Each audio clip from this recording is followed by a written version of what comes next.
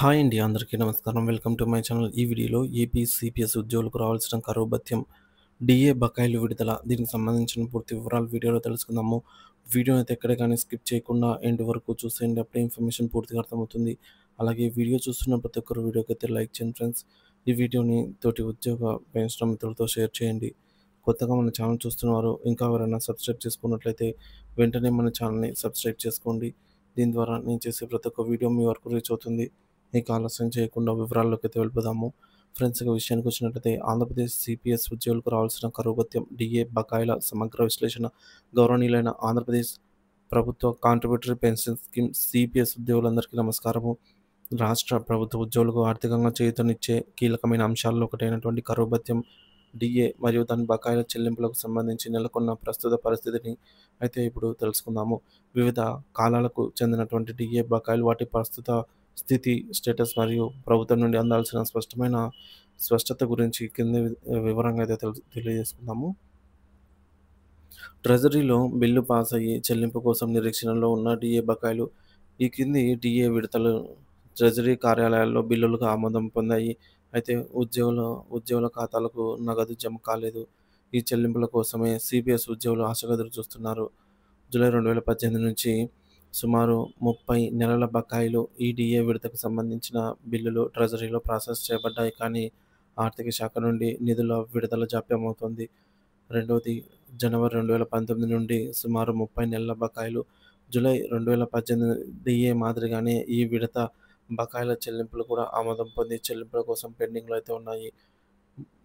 ఇక పీఆర్‌సీ 2022లో సర్దుబాటు చేసినట్టు చెప్పబడిన డిఏ బకాయిలు, కానీ చెల్లింపులపై అనిశ్చితి. ఈ కింది 5 డిఏ విడతల బకాయిలను 2022 పే రివిజన్ కమిషన్ పీఆర్‌సీలో భాగంగా సర్దుబాటు చేశారని ప్రభుత్వం పేర్కొంది. అయితే ఈ బకాయిల మొత్తాన్ని ఎప్పుడు, ఏ పద్ధతిలో చెల్లిస్తారనే దానిపై స్పష్టమైన సమాచారం లేదా ఉత్తర్వులు వెలువడలేదు.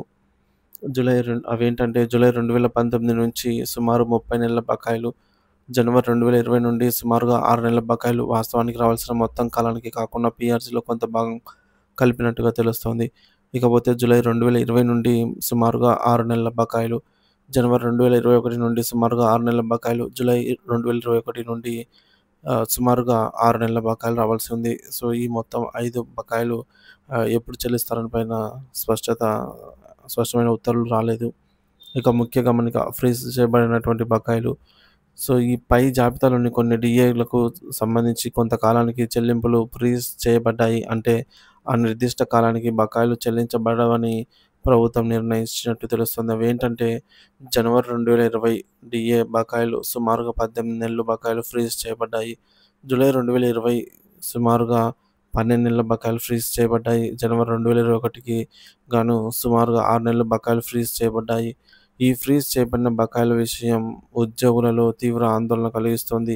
ఎందుకంటే ఇది వారి ఆర్థిక నష్టం చేకూరుస్తుంది. దీనిపై ప్రభుత్వం పునరాలోచించి న్యాయం చేయాలని ఉద్యోగ సంఘాలు కోరుతున్నాయి.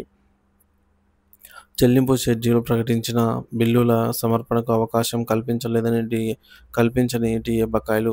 ఈ క్రింది డిఏ బకాయిలను చెల్లించడానికి ప్రభుత్వం ఒక షెడ్యూల్ విడుదల చేసింది. కానీ ఆ షెడ్యూల్ ప్రకారంగా బిల్లులు తయారు చేసి ట్రెజరీకి సమర్పించడానికి డ్రాయింగ్ అండ్ డిస్బర్సింగ్ ఆఫీసర్లకు, డీడీఓలకు అవసరమైన సాంకేతిక లేదా పరిపాలనా పరమైన అనుమతులు లేదా ఆప్షన్లు పోర్టల్‌లో ఇంకా కల్పించలేదు.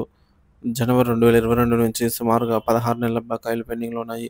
జూలై 2022 నుంచి సుమారు 15 నెలల బకాయిలు, జనవరి 2023 నుంచి సుమారు 15 నెలల బకాయిలు, జూలై 2023 నుంచి సుమారు 12 నెలల బకాయిలు అయితే పెండింగ్‌లో ఉన్నాయి. షెడ్యూల్ ఇచ్చినా సరే బిల్లులు పెట్టుకునే దానికి అవకాశం కల్పించకపోవడం వల్ల ఈ బకాయిల చెల్లింపుల ప్రక్రియ అనేది నిలిచిపోయింది. ప్రభుత్వం తక్షణమే స్పందించి పోర్టల్‌లో అవసరమైన ఏర్పాట్లు చేయాలని ఉద్యోగులు డిమాండ్ చేస్తున్నారు. ప్రభుత్వ ఉత్తర్వులు, జీవో ఇంకా జారీ కాని డిఏ విడతలు. ఈ క్రింది తాజా డిఏ విడతలకు సంబంధించి ప్రభుత్వం నుంచి అధికారికంగా ప్రభుత్వ ఉత్తర్వులు, జీవో ఇంకా జారీ కాలేదు. జీవో జారీ అయిన తర్వాతే ఈ డిఏను ప్రస్తుత జీతంతో కలిపి ఇవ్వడం మరియు బకాయిల చెల్లింపు ప్రక్రియ ప్రారంభమవుతుంది. జనవరి 2024 నుండి సుమారు 14 నెలల నుంచి బకాయిలు. ప్రస్తుతం నెలను బట్టి ఈ సంఖ్య మారుతుంది. జూలై 2024 నుంచి సుమారుగా 8 నెలల బకాయిలు ప్రస్తుత నెలలను బట్టి ఈ యొక్క సంఖ్య మారవచ్చు. జూలై 2025 నుండి సుమారు 2 నెలల నుండి బకాయిలు ప్రస్తుత నెలను బట్టి కూడా ఈ బకాయిల సంఖ్య మారుతుంది. గమనిక పై నెలల సంఖ్య సమాచారం అందించిన తేదీని బట్టి సూచనప్రాయంగా అయితే ఇవ్వడం జరిగింది. కాబట్టి వాస్తవ బకాయిల కాలం జీవో జారీ అయ్యే సమయానికి మరియు చెల్లింపు తేదీకి అనుగుణంగా మారుతుంది. ఉద్యోగుల ఆందోళన మరియు అంచనాలు. ఆర్థిక భారం. పెండింగ్‌లో ఉన్న ఈ డీఏ బకాయిలు సీపీఎస్ ఉద్యోగులపై తీవ్ర ఆర్థిక భారాన్ని మోపుతున్నాయి. నిత్యావసర వస్తువుల ధరలు పెరుగుతున్న ఈ తరుణంలో సకాలంలో డీఏ అందకపోవడం వారి కుటుంబాల నిర్వహణను కష్టతరం చేస్తోంది. ప్రభుత్వ స్పందన ఆవశ్యకత. ప్రభుత్వం తక్షణమే స్పందించి పెండింగ్‌లో ఉన్న అన్ని డీఏ బకాయిల విడుదలకు స్పష్టమైన కాలపట్టికను ప్రకటించి దానిని ఖచ్చితంగా అమలు చేయాలనైతే ఉద్యోగులు కోరుతున్నారు.